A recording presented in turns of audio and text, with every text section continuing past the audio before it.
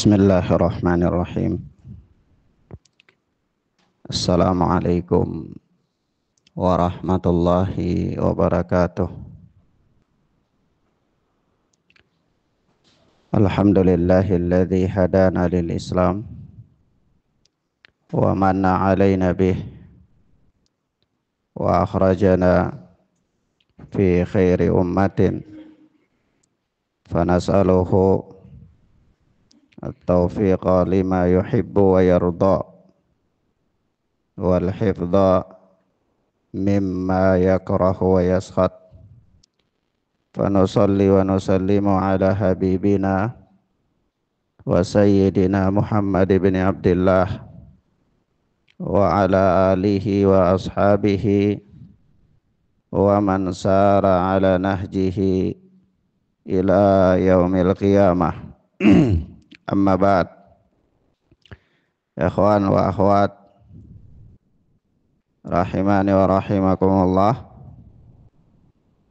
Kita masih bacakan kitab Aqidah Salaf Ashabul Hadis oleh Al-Imam As-Sabuni rahimana wa rahimahullahu ta'ala. Telah berlalu kita bacakan athar dari seorang imam, yakni Abul Qasim bin Salam, yang mengatakan bahwasanya al-muttabi'u li sunnati kal qabid alal jamar, berpegang teguh dengan mengikuti sunnah laksana orang yang memegang atau menggenggam bara api. Wa huwal yawma indi afdalu min darbi sayfi fi sabilillah. Dan hari ini menurutku berpegang teguh dengan sunnah lebih utama daripada menebaskan pedang di jalan Allah Azza wa Jal. Jadi suatu kalimat yang luar biasa sekali, yang menerangkan kepada kita betapa beratnya orang-orang yang berpegang teguh dengan sunnah Nabi sallallahu alaihi wa alihi wasallam.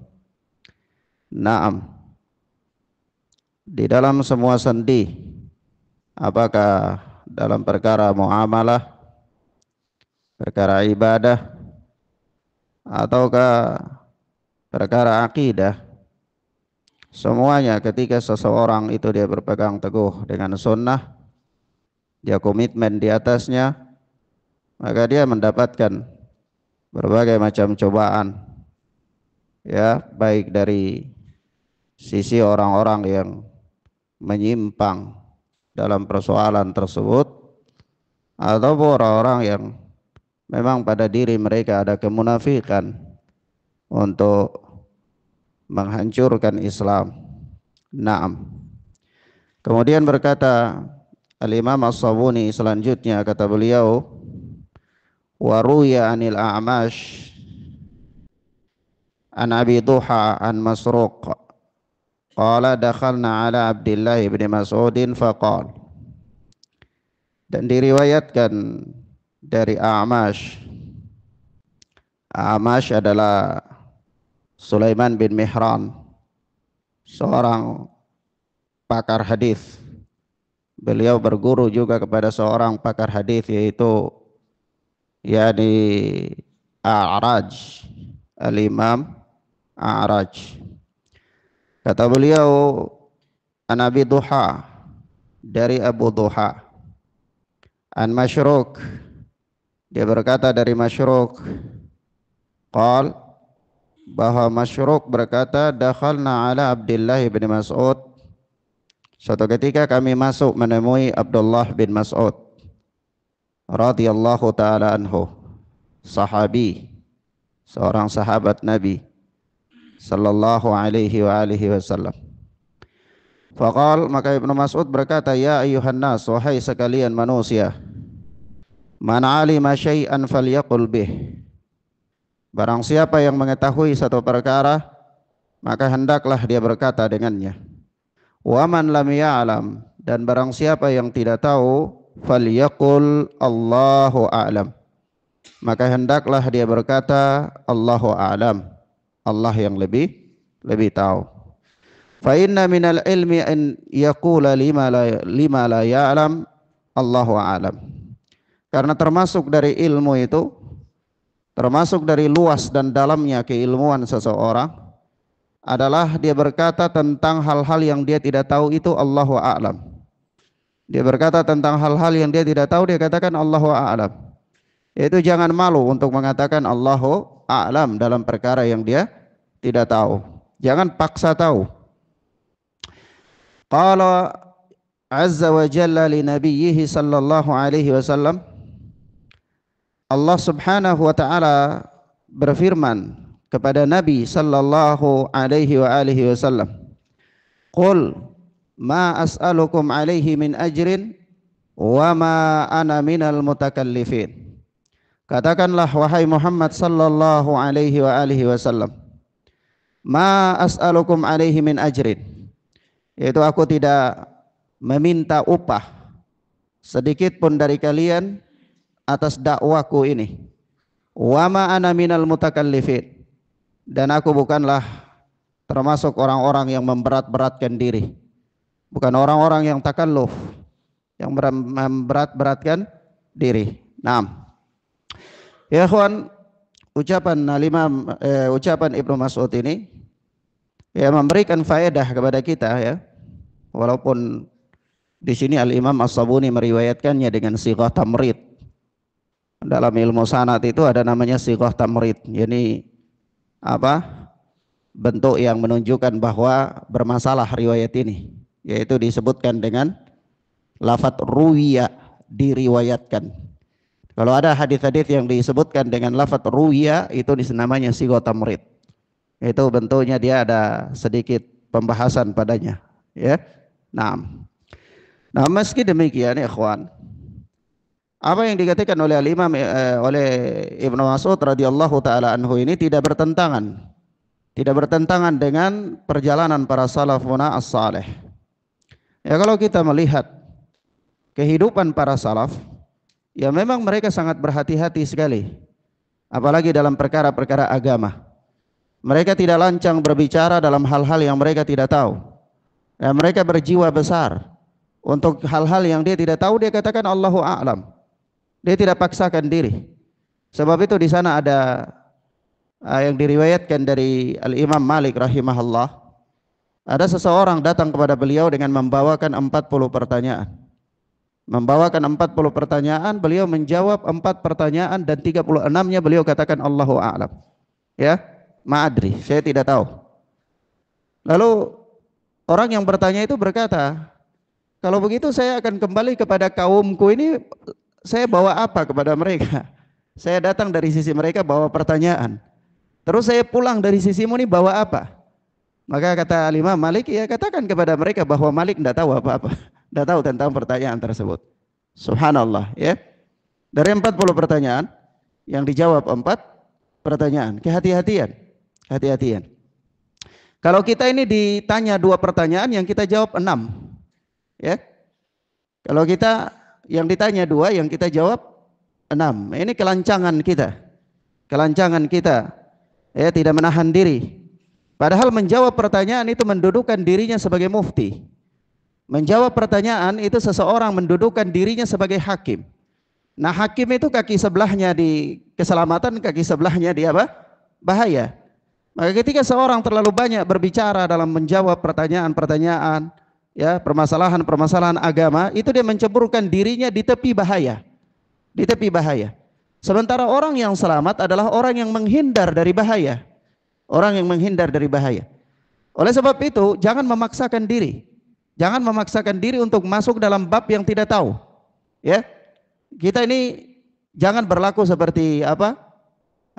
Orang yang baru belajar ilmu bela diri, ya dia baru di sabuk putih, ya dia sudah nantangin semua orang untuk berkelahi. Ya, semua orang dia salahkan, ini posisi kuda-kudamu nih salah. Ya, ini posisi cara pukulmu salah. Ya, nah, padahal dia baru belajar dalam bab awal. mukaddimahnya juga belum selesai. Ya. Nah, maka ikhwana fiddin azani Allah wa iyyakum, disebutkan di dalam Ishruna Nasihah li Talabil Ilmi wad Da'i. Ada kitab kecil ditulis oleh Masyayikh Yaman. Itu 20 nasihat kepada penuntut ilmu dan dai. Disebutkan di sana ada kisah bahwa para sahabat radhiyallahu taala anhum itu kalau mereka duduk sama-sama lalu dilontarkan kepada salah seorang dari mereka satu pertanyaan, maka dia tidak langsung menjawabnya. Ya, dia tidak langsung menjawabnya, melainkan dia serahkan kepada yang di sebelahnya. Ya sudah, antum aja yang jawab. Yang di sebelahnya lagi begitu. Oh tidak, antum saja. Dia over terus sampai pertanyaan itu berputar kembali kepada orang yang pertama. Baru dia menjawabnya. Subhanallah. Ya, dan itu kebiasaan yang luar biasa, kehati-hatian. Dan saya pernah menyaksikan ya di negeri Yaman itu kalau ada waktu-waktu tertentu itu untuk kita duduk dengan para masyayikh, apalagi kalau hari Id. Hari Id itu ada biasanya ba'da asar, itu kita duduk bersama para mustafid dan para masyayikh. Nah, di antara mereka itu ada orang-orang yang dituakan. Di antara para masyayikh itu ada yang dituakan, para mustafid, para pengajar itu ada yang dituakan. Nah, kalau kita duduk bersama, itu biasanya kesempatan kita lontarkan pertanyaan-pertanyaan. Kita lontarkan pertanyaan, tidak ada yang mau menjawabnya, melainkan mereka semua menyerahkan pertanyaannya kepada yang dianggap lebih tua, ya, dianggap lebih tua, dianggap lebih senior, yang diorang tuakan oleh mereka. Nah, nanti kalau dia enggan untuk menjawabnya, ya sudah lama nggak ada jawaban, ya sudah kita paksakan ya baru dijawab. Kalau enggak pun nggak dijawab. Ya, mereka hati-hati. Bukan mereka pelit dengan ilmu, tetapi apa? Orang yang menjawab pertanyaan itu dia mendudukkan dirinya sebagai apa? Sebagai hakim. Dia mendudukkan dirinya sebagai hakim. Allah Azza wa Jalla mengatakan la taqfu ma laisa laka bihi ilmun. Inna sama wal basara wal fuad kullu ulaika kana anhu mas'ula. Ya, jangan engkau berhenti pada sesuatu yang engkau tidak punya dasar ilmiah tentangnya. Jangan terburu-buru berbicara dalam persoalan agama yang engkau belum pernah menelitinya. Engkau belum pernah melakukan pembahasan tentangnya. Karena inna sam'a wal basara wal fu'ad kullu ulaika kana anhu mas'ula. Karena sesungguhnya al-basar, penglihatan, was sam'a, pendengaran, wal fu'ad, hati, kullu ulaika kana anhu mas'ula. Semuanya akan ditanya oleh Allah Subhanahu wa taala. Naam. Maka ikhwan fillah azani Allahu wa iyyakum, mengucapkan Allahu a'lam terhadap perkara-perkara yang kita tidak tahu itu bagian dari ilmu. Bagian dari ilmu, menunjukkan kehati-hatian orang tersebut. Suatu ketika Syekh Muqbil bin Hadi rahmatullah alaih itu beliau menerima telepon dari penanya. Beliau menerima telepon dari penanya dan penanya itu bertanya kepada beliau tentang khutbah Jumat itu boleh menggunakan bahasa lain selain bahasa Arab apa enggak? Ya, artinya harus dengan bahasa Arab semuanya atau boleh menggunakan bahasa lain di negeri-negeri yang non Arab, ajam. Kata beliau enggak, harus pakai bahasa Arab. Lalu di sisi beliau ada seorang syekh. Lalu kata Syekh Mukbil, tapi sebentar, tunggu, kamu dengarkan fatwa orang ini. Lalu dia berikan telepon kepada syekh tersebut. Maka dia menjawab, menurutku boleh untuk menggunakan bahasa lain. Nah, tujuan daripada khutbah itu yang penting apa? Penyampaian itu bisa dipahami oleh para mad'u, orang-orang yang didengarkan. Setelah dia memberikan jawaban, Syekh Mukbil mengambil telepon dan berkata kepada penanya bahwa ini jawaban yang paling bagus, pegang pendapatnya. Ya, pegang apa? Pendapatnya. Subhanallah. Ya, antum lihat ya ikhwan, bagaimana para ulama, mereka apa? Tawadhu. Mereka tidak menganggap dirinya tinggi setinggi langit. Ya, mereka tidak menganggap dirinya setinggi langit. Tetapi mereka benar-benar ilmu agama itu membawa mereka untuk tunduk dan takut kepada Allah Azza wa Jalla. Ilmu agama bukan membawa mereka menjadi orang-orang yang keras hatinya, orang-orang yang hidup dengan apa seolah-olah dia adalah orang yang paling sempurna dari segala sisi. Tidak. Tetapi ilmu agama membawa mereka menjadi orang-orang yang rendah hati, orang-orang yang berlapang dada, orang-orang yang siap untuk memperbaiki diri dari saat ke saat. Nah, maka persoalan yang paling penting di sini adalah mengatakan tidak tahu dalam hal-hal yang kita tidak tahu. Jangan paksakan diri. Kalau ditanyakan Ustadz, apa korelasinya dengan bab akidah atau pelajaran yang sedang kita bahas? Maka jawabannya adalah Karena ini persoalan akidah, banyak hal yang tidak bisa diterobos oleh akal. Ya, dalam pelajaran akidah itu banyak hal yang tidak bisa diterobos oleh akal manusia. Kalau kita bicara tentang tangan Allah, tidak bisa diterobos tentang kaifiyahnya. Kita bicara tentang istiwanya Allah, tidak bisa diterobos oleh akalnya. Maka bagaimana caranya? Itu kita tidak bisa mampu. Maka kita katakan Allahu a'lam, kaifiyahnya itu Allahu a'lam. Jangan memberatkan diri untuk masuk di dalamnya. Oleh sebab itulah Al-Imam As-Sabuni membawa riwayat ini pada pembahasan tentang nama-nama dan sifat-sifat Allah Subhanahu wa ta'ala. Pertanyaannya, apakah ini khusus dalam bab tersebut? Kita katakan tidak khusus dalam bab tersebut. Ini apa? Dalam semua bab. Kalau kita tidak tahu, katakan saja Allahu a'lam, saya belum tahu. Jangan kita tidak tahu atau kita pernah tahu, tapi kita sudah lupa. Lalu kita memberikan keterangan yang salah dengan mengatakan kayaknya, semisalnya. Tidak boleh. Kalau sudah hilang dari ingatan kita separuhnya, katakan saja saya pernah dengar tapi saya sudah tidak tahu lagi itu apa maksudnya. Ya, jangan maksakan diri untuk memberikan penjelasan yang kita mungkin perkara pernah kita dengar, tetapi sebagian besarnya sudah hilang dari ingatan kita. Nah, sebab itu ya ikhwan, intinya adalah sandarkanlah ilmu itu kepada Allah dan Rasul. Jangan sandarkan ilmu kepada kemampuan Anda. Jangan sandarkan ilmu kepada kehebatan Anda atau kehebatan guru Anda, ya. Atau karena Anda itu pintar ini dan pintar itu, ya. Misalnya, maka ini jangan. Tetapi sandarkan ilmu Anda kepada Allah dan Rasul. Sehingga sekiranya Anda tidak tahu apa-apa yang datang dari Allah dan Rasul, katakan saja Allahu a'lam. Saya tidak tahu, Allah yang lebih tahu. Nah, dan itu bukan aib. Bukan aib. Itu adalah bagian dari ilmu, dari ilmu. Nah, sebab itu ada nasihat ya. Ada nasihat yang saya pernah dengar dari para masyayikh bahwa jangan menjadikan dirimu seperti Al-Hafidh nomor 2. Ya. Atau jangan menjadikan dirimu seperti Syekhul Islam Ibnu Taimiyah yang kedua. Tidak boleh. Ya. Tetapi apa? Engkau harus memiliki sifat tawadhu. Nah, barang siapa yang merendahkan dirinya, tawadhu itu karena Allah Azza wa Jal, maka Allah akan angkat derajatnya. Allah akan angkat derajatnya. Naam. Taib. Kemudian berkata Al-Imam As-Sabuni rahimana wa rahimahullah. Akhbarana Abu Abdullah Al-Hafidh haddatsana Abu Al-Abbas Al-Ma'qili. Haddatsana Ahmad bin Abdul Jabbar Al-Utaridi. Telah mengabarkan kepada kami Abu Abdullah Al-Hafidh.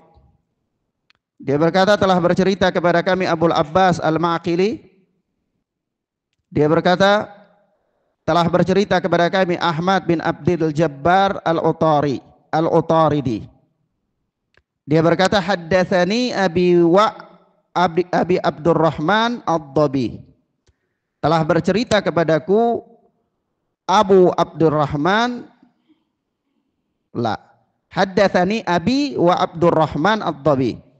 Telah bercerita kepadaku bapakku dan Abdurrahman Ad-Dabi. Anil Qasim ibn Urwah. Dia berkata dari Qasim bin Urwah, an Muhammad ibn Ka'ab al-Quradhi, dari Muhammad bin Ka'ab al-Quradhi. Qal, dia berkata, jadi yang berkata ini adalah Muhammad bin Ka'ab al-Quradhi. Dakhaltu ala Umar bin Abdul Aziz wa ja'altu anduru ilaihi nadaran syadida. Suatu ketika aku masuk menemui Umar bin Abdul Aziz dan aku memandangnya dengan pandangan yang tajam. Ya. Aku memandangnya dengan pandangan yang tajam.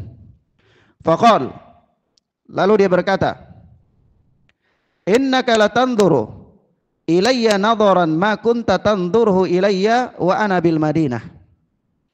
Kata Umar bin Abdul Aziz, engkau memandangku dengan suatu pandangan yang engkau tidak memandang aku dengan pandangan seperti itu ketika aku di Madinah. Ketika aku di Madinah. Jadi Umar bin Abdul Aziz itu ketika di Madinah, itu beliau waktu itu jadi gubernur Madinah. Beliau jadi gubernur Madinah itu di masa pemerintahan Al-Walid bin Abdul Malik. Jadi di masa pemerintahan Al-Walid bin Abdul Malik, itu gubernur Madinahnya adalah Umar bin Abdul Aziz. Nanti setelah itu baru Umar bin Abdul Aziz jadi khalifah, ya. Nah, ketika Umar bin Abdul Aziz berada di Madinah, itu beliau pernah ya bertemu dengan Muhammad bin Ka'ab Al-Quradi. Nah, tetapi waktu itu Muhammad bin Ka'ab Al-Quradi memandang beliau dengan pandangan biasa saja. Nah, setelah beliau jadi khalifah, Muhammad bin Ka'ab Al-Quradi ini datang lagi ketemu beliau. Tapi begitu ketemu, dia memandang dengan pandangan yang tajam. Ya. Nah, mafhum ya ikhwan? Dia memandang dengan pandangan yang tajam. Maka Umar bin Abdul Aziz pun mengatakan, dulu ketika di Madinah itu kita pernah bertemu dan antum tidak lihat saya seperti itu, seperti ini, seperti sekarang ini. Ya, kenapa sekarang kamu melihat saya dengan pandangan yang tajam seperti itu? Nah, maka apa kata beliau? Apa kata Muhammad bin Ka'ab Al-Quradi? Kata beliau, fakultu lita'ajjubi, karena aku sangat takjub, sangat heran ya dengan keadaanmu, jadi takjub dengan engkau. Faqala wa mimma ta'jab, maka kata Umar bin Abdul Aziz, dalam hal apa engkau itu takjub? Dalam hal apa? Qala qultu limahala min launik. Perhatikan. Maka Muhammad bin Ka'ab berkata, aku katakan karena hala min launik, sudah berubah warna kulitmu. Ya, ini sudah berubah warna kulitmu. Wa nahala min jismik, dan juga sudah kurus badanmu. Wa nafa min syarik, dan juga sudah gugur rambutmu. Jadi ketika Umar bin Abdul Aziz masih jadi gubernur itu masih segar dia, ya, badan belum terlalu kurus, kulit masih ya bagus, ya, rambut juga masih bagus. Tapi begitu jadi gubernur, jadi khalifah, maka badannya kurus, kulitnya berubah, rambutnya pun sudah gugur. Kata para ulama, ini karena beliau sangat bekerja keras untuk kepentingan umat, ya. Beliau sangat bekerja keras untuk kepentingan umat, tidak sempat memperhatikan dirinya. Beliau siang dan malam ya mengkonsentrasikan dirinya untuk kepentingan kaum muslimin, sehingga dari raut wajahnya muncul orang yang benar-benar dia bersahaja, ya. Nah, dan memang mereka mengabdi untuk umat. Mereka mengabdi untuk umat. Jadi bukan jabatan-jabatan keagamaan. Itu adalah pengabdian untuk umat. Jadi bukan umat yang mengabdi untuk dia, bukan ya, tetapi dia mengabdi untuk umat. Maka dia berkata, qultu limahala min launik wa nahala min jismik wa nafa min syarik. Aku katakan karena sudah ada perubahan kulit, ya, tubuhmu kurus dan rambutmu juga sudah rontok. Qala kaifa walau ra'aitani ba'da thalathatin fi qabri. Maka Umar bin Abdul Aziz pun berkata, bagaimana kalau seandainya engkau melihat aku setelah 3 hari di kuburku? Jadi setelah masuk kubur itu setelah 3 hari. Ya. Kata Umar bin Abdul Aziz, bagaimana kalau seandainya engkau melihat aku setelah dikuburkan itu 3 hari setelah itu? Wa qad salat hadaqata ya ala wajnatayya. Dan ketika itu bola mata ini sudah keluar, hadaqata ya, 2 bola mata itu sudah keluar ke wajnatayya, kedua pelipisku. Setelah 3 hari dikubur, tubuh hancur, mata sudah keluar di pipi. Wasala min kharaya fi fami sadidan, dan sadidan itu nanah telah keluar dari kedua min kharaya, dari kedua rongga hidungku, fi fami, yakni ke mulut.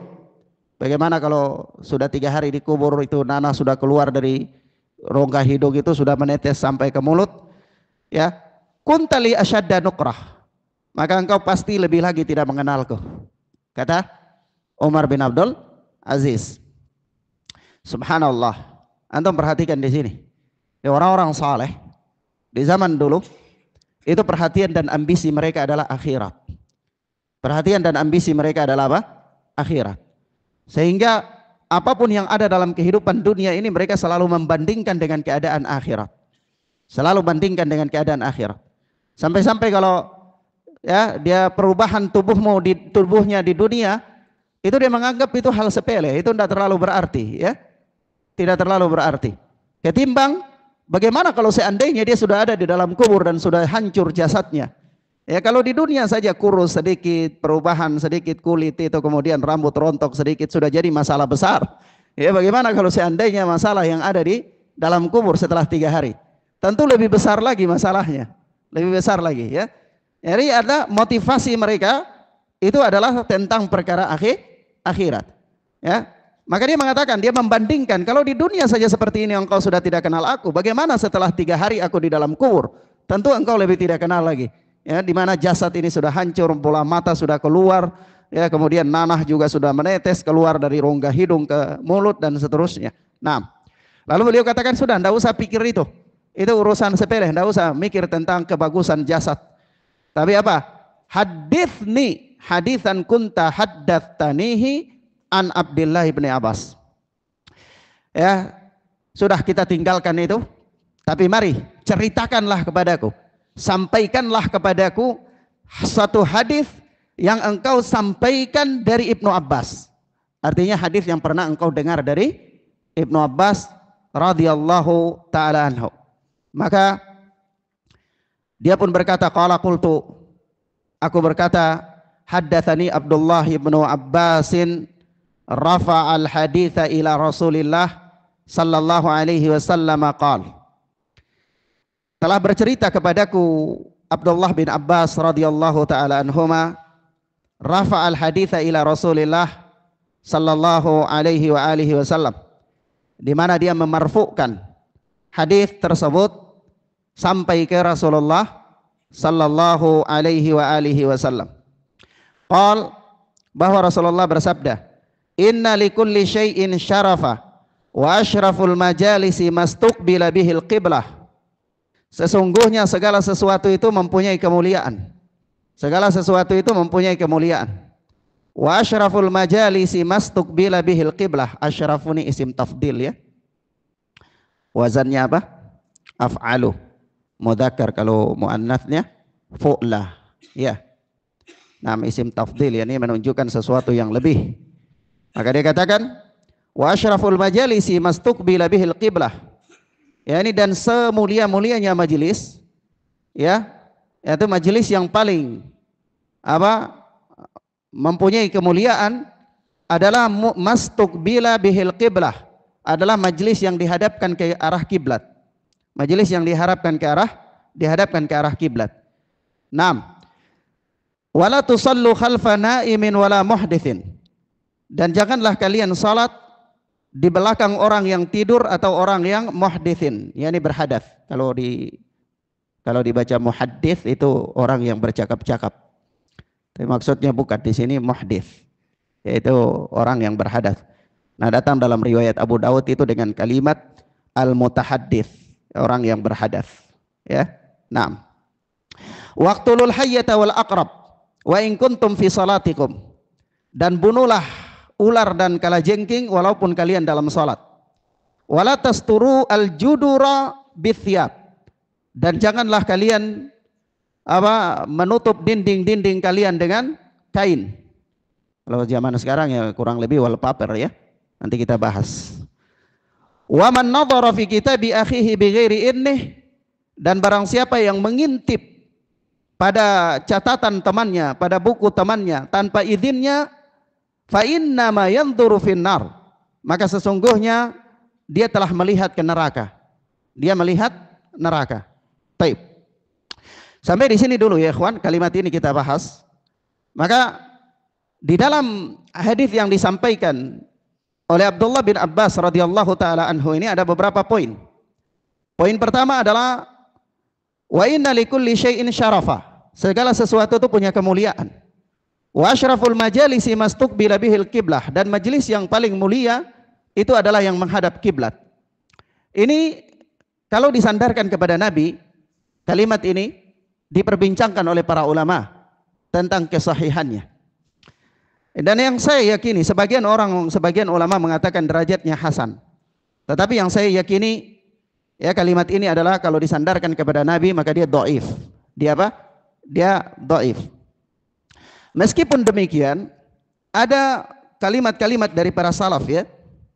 Ada kalimat-kalimat dari para salaf yang menunjukkan tentang keutamaan atau disunnahkannya untuk dia menghadapkan majelisnya itu ke arah kiblat. Di antaranya ucapan dari Ibrahim An-Nakhai. Ibrahim An-Nakhai rahimana wa rahimahullah. Dia berkata, kanu yastahibbuna idza jalasu ay yastaqbilul qiblah. Mereka para salaf itu menyukai apabila mereka duduk ayyastakbilu al-kiblata, itu mereka menghadap kiblat. Para salaf itu suka kalau duduk itu menghadap arah kiblat. Naam, begitu kata Ibrahim An-Nakhai. Nah, atsar ini diriwayatkan oleh Al-Imam Ibnu Abi Syaibah di dalam musannafnya. Nah, sahih datang dari ucapan tabi'in Ibrahim An-Nakhai. Yang kedua ada ucapan dari sahabat Abu Hurairah radhiyallahu taala anhu. Abu Hurairah berkata, la an ajlisa majlisan astaqbilu fihi al-qiblah ahabbu ilayya min an a'tiqa raqabah. Ya, duduk di suatu majelis yang menghadap kiblat lebih aku sukai daripada membebaskan budak. Lebih aku sukai dari membebaskan apa? Budak. Ini kata Abu Hurairah radhiyallahu taala anhu. Atsar Abu Hurairah ini diriwayatkan oleh Al-Imam Al-Baihaqi dalam Syu'abul Iman. Dalam Syu'abul Iman. Meskipun ada sedikit pembicaraan tentang sanadnya, tetapi dikuatkan oleh atsar yang lainnya. Nah, kemudian begitu pula, ya, ada, kalau kita katakan hadis yang disebutkan oleh Al-Imam As-Sabuni di sini, sebenarnya sumbernya itu ada di dalam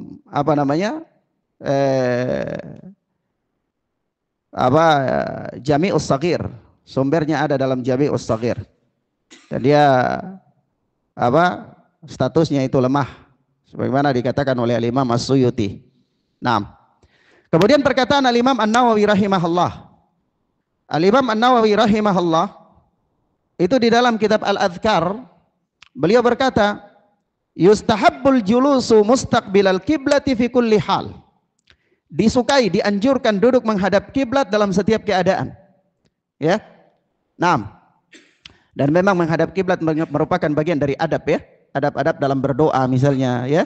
Adab-adab dalam bermajelis dan seterusnya, karena arah kiblat mempunyai kemuliaan, ya. Mempunyai apa? Kemuliaan.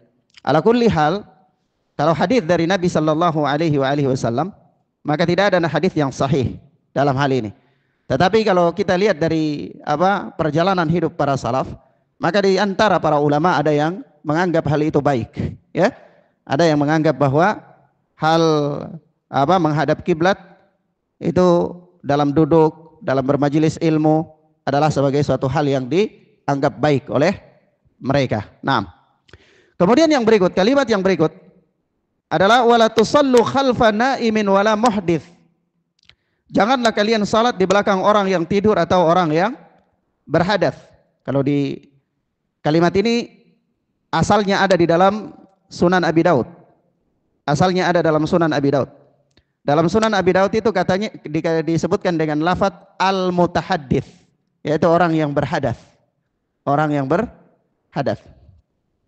Jadi kalau antum kasih harakat jadi muhaddits berarti orang yang bicara-bicara, ya. Jadi tidak boleh salat di belakang orang yang bercakap-cakap, ya. Nah, itu kurang tepat, karena yang tepat dalam Sunan Abi Daud itu al-mutahaddits, ya, ini orang yang berhadas. Baik. Ikhwana fid din azani Allahu wa iyyakum. Kalimat ini memang kalau kita lihat di dalam Sunan Abi Daud, Al-Alama Albani rahimahullahu taala menganggap hadis ini adalah hadis yang sahih. Beliau menganggap hadis ini adalah hadis yang beliau menghasankan di dalam Sunan Abi Daud. Beliau menghasankan hadis ini dalam Sunan Abi Daud. Tetapi kalau kita lihat di dalam Irwaul Galil, ya, maka Al-Imam Albani mendhaifkan hadis ini. Ya. Al-Imam Albani di dalam Irwaul Galil beliau mendhaifkan hadis ini. Meskipun di dalam Sunan Abi Daud beliau mengatakan hasan. Mana yang benar, Ustaz? Nah, mana yang benar? Maka kalau kita melihat, maka insyaallah taala yang benar adalah dhaif. Yang benar adalah dhaif. Kenapa? Karena di samping sisi sanadnya yang bermasalah, ya, karena semua riwayat yang berkaitan dengan itu tuh berkisar pada apa namanya? Muhammad bin Ka'ab yang kemudian jadi pembicaraan. Tetapi ada hadis-hadis sahih yang maknanya bertentangan dengan ini. Di antaranya disebutkan di dalam As-Sahih dari Aisyah radhiyallahu taala anha bahwa dia berkata, "Anna Nabiy sallallahu alaihi wasallam kana yusalli minal lail." Nabi sallallahu alaihi wasallam itu salat malam, wa ana mu'taridatun bainahu wa bainal qiblah, dan saya itu tidur di hadapan beliau dengan kiblat. Aku tidur di hadapan Nabi itu di antara beliau dan kiblat. Jadi ini tidur di belakang, di depan Nabi. Padahal di sini mengatakan wala tusallu khalfa naim. Jangan tidur di belakang, jangan salat di belakang orang yang tidur. Padahal Aisyah radhiyallahu taala anha meriwayatkan bahwa dia ana mu'taridatun bainahu wa bainal qiblah. Saya tidur terlentang di hadapan Nabi antara beliau dan kiblat. Maka dari sini lafaz ini saja telah menunjukkan kepada kita bahwa secara makna hadis ini bertentangan dengan makna hadis-hadis yang sahih. Taib. Kemudian yang berikut, kalimat yang berikut adalah yang ketiga ya. Yang ketiga ya. Iya. Waqtulul hayyata wal aqrab wa in kuntum fi salatikum. Dan bunuhlah ular dan kalajengking walaupun kalian dalam salat. Ini sahih ya. Datang dalam hadis-hadis yang sahih. Uqtulu aswadaini. Bunuhlah dua binatang yang hitam. Al-hayyata wal aqrab, yaitu ular dan apa? Kalajengking walaupun di dalam salat. Maka para ulama, ini pembahasan fikih ya, mengatakan kalau seorang dalam salat dia boleh membunuh ular dan kalajengking sekiranya binatang itu ada. Ya, selama walaupun dia bergerak, tidak ada masalah. Selama pergerakan itu tidak sampai membuat dia berubah dari arah kiblat. Ya. Dan selama pergerakan itu tidak pergerakan yang terlalu besar, pergerakan yang masih memudahkan dia di dalam salat, maka tidak ada masalah. Dia salat sambil membunuh ular atau kalajengking yang ada di hadapan dia. Ya. Nah, dan ini termasuk gerakan-gerakan yang dibolehkan di dalam salat.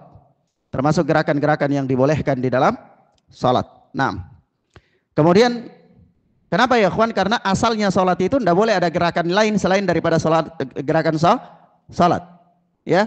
Kenapa? Karena inna salata syughlan. Sesungguhnya salat itu kesibukan. Ya, salat itu kesibukan. Ini sibuk dengan apa? Inna fi salati syughlan. Sesungguhnya pada salat itu ada kesibukan. Sibuk dengan salat itu sendiri. Sehingga tidak boleh ada gerakan-gerakan lain di luar daripada salat. Itu asalnya. Ya, tetapi dalam kondisi tertentu seperti adanya kalajengking, adanya ular, maka boleh untuk bergerak membunuhnya atau bergerak mencari sutrah, pembatas, maka itu hal yang dibolehkan. Ya, tentu dengan batasan-batasan yang disebutkan oleh para ulama. Yang keempat adalah wala tasturu al-judura bithyab. Janganlah kalian menutup dinding-dinding kalian dengan kain. Nah, ini kurang lebih ya, kalau di zaman modern ini kurang lebih wallpaper ya. Kurang lebih wallpaper. Jadi ada riwayat ya. Ada riwayat dari Aisyah radhiyallahu taala anha, itu di mana dia berkata ya, dakhala Rasulullah sallallahu alaihi wasallam fasatartu sahwatan li binamat. Maka suatu ketika Rasulullah itu masuk ke rumahku, ruanganku, fasatartu sahwatan li binamat. Maka aku pun menutup dinding, salah satu dinding di situ semacam lemari atau tempat penyimpanan, yaitu dengan apa? Dengan tirai, dengan kain. Falamma ra'ahu Rasulullah sallallahu alaihi wasallam hatakahu. Maka Rasulullah ketika melihat itu, beliau pun melepaskannya. Beliau melepaskannya. Kemudian apa? Waqal, beliau bersabda, "Innallaha lam ya'murni an akswal hijarata wattin." Sesungguhnya Allah Subhanahu wa taala tidak memerintahkan aku untuk menghiasi batu dan tanah. Sesungguhnya Allah Subhanahu wa taala tidak memerintahkan aku untuk menghiasi batu dan tanah. Hadis ini diriwayatkan oleh Imam Muslim rahimahullah di dalam sahihnya. Al-Imam An-Nawawi rahimahullah di dalam syarah Sahih Muslim Al-Minhaj itu memberikan pembahasan yang panjang lebar dalam hal ini. Ala kulli hal ya ikhwan, kalau kita melihat tentang hukum menutupi dinding dengan kain atau zaman sekarang wallpaper, maka para ulama mempunyai beberapa pendapat. Ada beberapa pendapat. Di antara pendapat para ulama yang paling adil adalah pendapat yang membolehkan dengan beberapa syarat. Syarat yang pertama, apabila dia tidak melalaikan di dalam sholat. Ya, seorang tentu di rumahnya juga kan dia harus sholat sunnah, atau istrinya sholat, anak wanitanya sholat. Sehingga kalau dia pakai dinding itu maka tidak boleh sampai melalaikan. Artinya warnanya, gambarnya dan seterusnya ya. Yang kedua, tidak boleh ada unsur tabdzir, mubadzir. Jangan yang terlalu berlebihan sehingga ada unsur mubadzir. Ya. Nah, yang ketiga, tidak boleh ada gambar-gambar pengkultusan atau yang mengandung kesyirikan. Atau yang mengandung kesyirikan. Misalnya gambar patung, gambar makhluk bernyawa dan seterusnya, ini tidak boleh ada. Selama tidak ada pada hal tersebut, misalnya hanya sebatas pemandangan atau kotak-kotak atau apa yang ini, maka selama tidak ada tiga unsur ini, maka pendapat yang paling kuat adalah hal ini dibolehkan. Hal ini dibolehkan. Naam.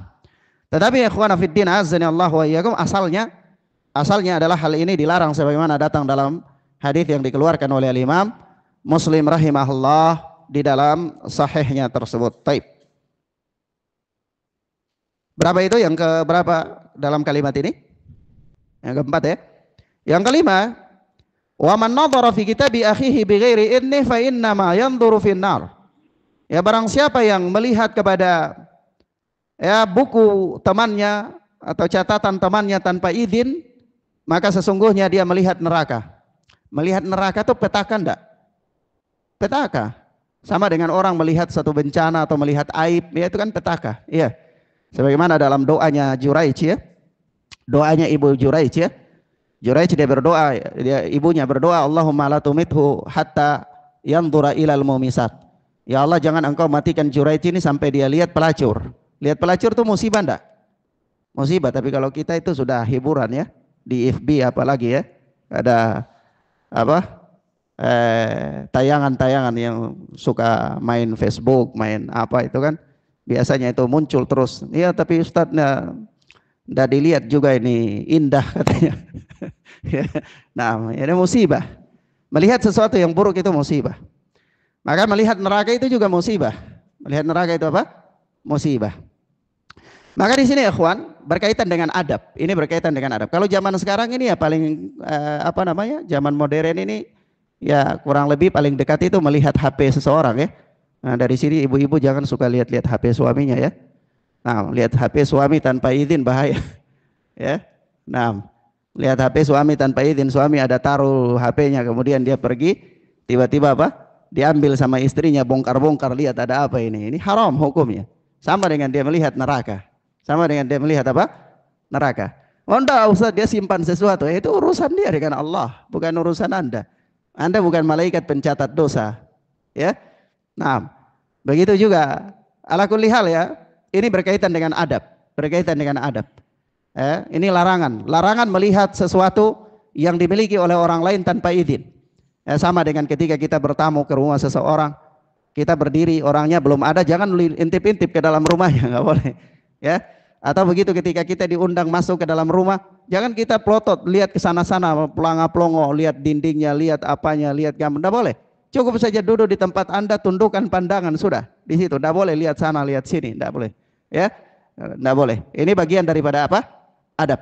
Ala kulli hal ya ikhwan, Islam itu sangat menjaga hak-hak orang dan sangat menjaga privasi seseorang, sangat menjaga privasi seseorang. Nah, sebab itu kalau ada orang main HP di samping kita, jangan lihat. Untuk apa urusan Anda? Kadang-kadang kepala kita mau lihat apa itu, ya. Kalau dia nggak suruh kita lihat, jangan lihat. Itu bukan urusan kita. Ya, itu privasi dia. Ya, Islam sangat menjaga privasi seseorang. Ya, nah, maka di sini Rasulullah mengatakan, ya, man nadhara fi kitabi akhihi bighairi idnih, fa innama yanzuru finnar. Barang siapa yang melihat ke buku temannya tanpa izin, maka sungguhnya dia melihat neraka. Ya, bagaimana kalau dia bongkar-bongkar buku-buku catatan, apalagi dia lihat HP suaminya, dia periksa. Lebih parah lagi sekarang dia tanam aplikasi pelacak, ya, dia tahu suaminya WA dengan siapa. Dia tahu suaminya apa, ada dapatkan pesan dari siapa dan seterusnya. Ini apa? Haram hukumnya ini, apa? Haram hukumnya. Nah, baik. Demikian akhwana fiddin azani Allah wa iyyakum. Kalau antum tanyakan Ustaz, apa korelasinya dengan pembahasan kita? Disebutkan atsar ini di sini, maka nanti atsarnya ini ada korelasinya, tapi di bagian akhir daripada riwayat ini, ya, di bagian akhir dari riwayat ini. Dan insyaallah taala kita lanjutkan pada pertemuan berikutnya biidznillah taala. Kita belum bisa baca riwayat ini sampai selesai, ya. Nah, mudah-mudahan kita bisa lanjutkan pada pertemuan berikutnya. Wassallallahu ala nabiyina Muhammad wa ala alihi wasallam. Subhanakallahumma wa bihamdika asyhadu an la ilaha illa anta astaghfiruka wa atubu ilaik. Wassalamualaikum warahmatullahi wabarakatuh.